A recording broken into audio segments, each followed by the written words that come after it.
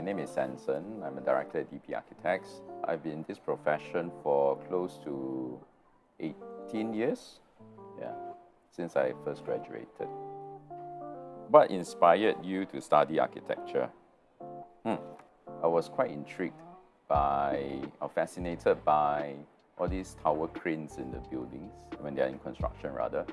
And why I say fascination is how the building slowly gets built. And as a result of that, the cranes will just keep getting engulfed, so-called, by the matter, the building form. And one day it will disappear, the crane will disappear. So I always wonder how this whole process, this whole construction worked. And secondly, is also, I don't really like science, and I want to do something that is not in the office setting, and really just want to express myself.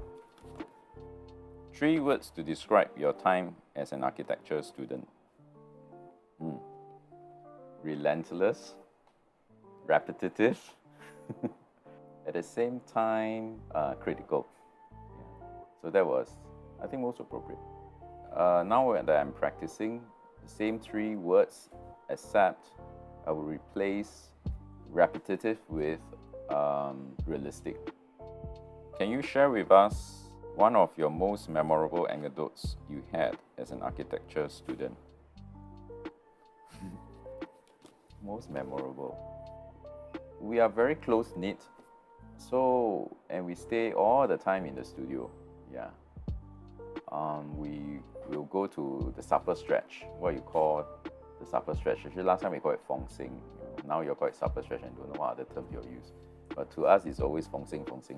So we will go there, walk all the way there, chat along the way, share ideas, share criticisms, and then after that, go back to studio after midnight and carry on doing. So it's always playback. It's like Groundhog Day, but it's quite fun, even though that's like Groundhog Day. And of course, we always prank each other just to liven up the whole nighttime quietness. What is the biggest misconception people have about being an architect? Oh, they think we're rich. That's the past, man. Now you can't get rich being an architect. So you know what I mean when you graduate and you have relatives telling you, wow, you're architect, you're very rich, blah, blah. Yeah, right.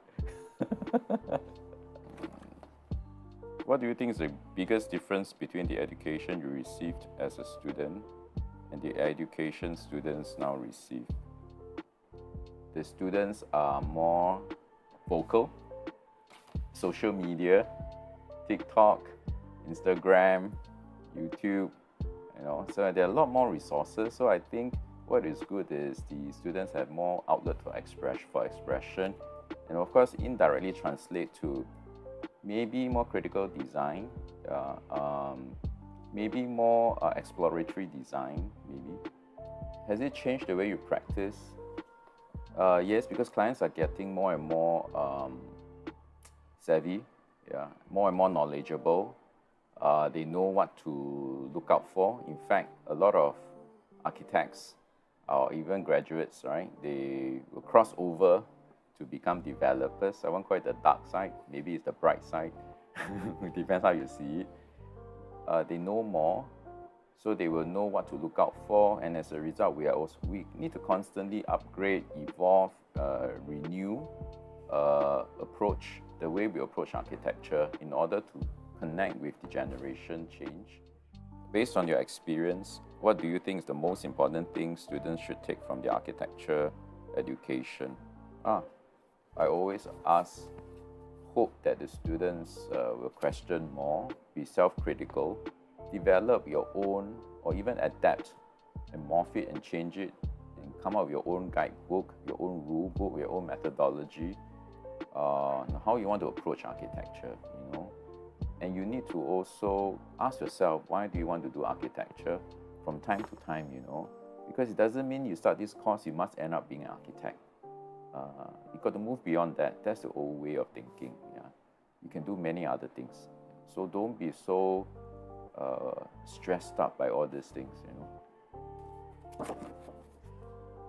How would you wish for the industry to develop in Singapore in the next 20 years? This is a very, very tough question. Tough because we need to have a certain stake and a claim in our environment, especially with the developers. And I hope that developers appreciate local architects as much as they appreciate foreign architects. So that's what I hope, and I've always thought of that since 15, 18 years ago until now, right? I still see the same thing happening. Though, yeah, there's a more focus and more importance or more interest in local scene. Of course, it could have been faster and hastened, yeah. So I wish for that to happen, and I wish